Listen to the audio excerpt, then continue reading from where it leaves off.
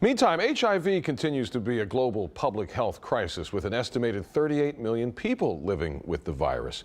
As we get close to World AIDS Day, which is December 1st this week, it's an opportunity for people worldwide to unite in the fight against HIV.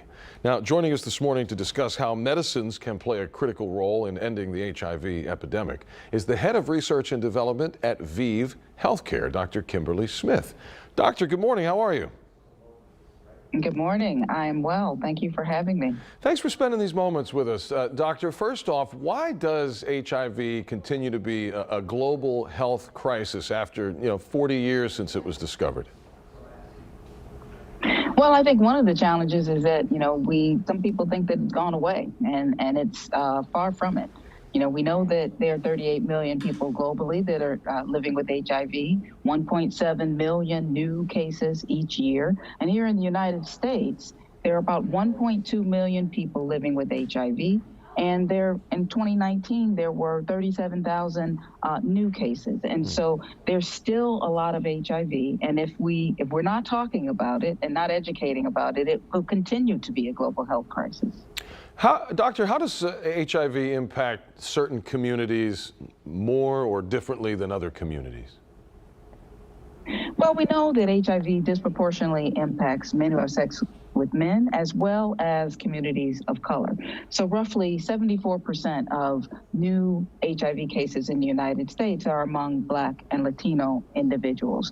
We also know that basically of the 20% of the new cases of HIV are among cisgender women. They are also disproportionately women of color. So communities of color are disproportionately impacted. Men who have sex with men are disproportionately impacted, as well as transgender individuals.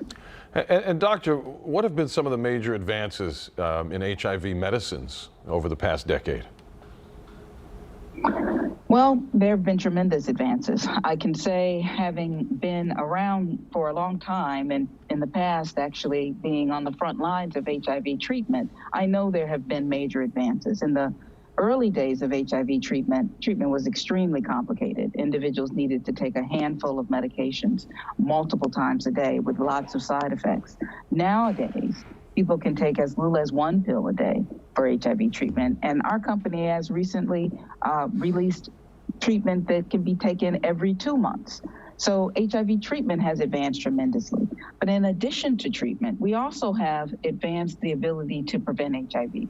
So the past decade, we know that there's been something called PrEP, or PrEP, and that is pre-exposure prophylaxis, where an individual can take a pill every day and substantially reduce their risk of acquiring HIV.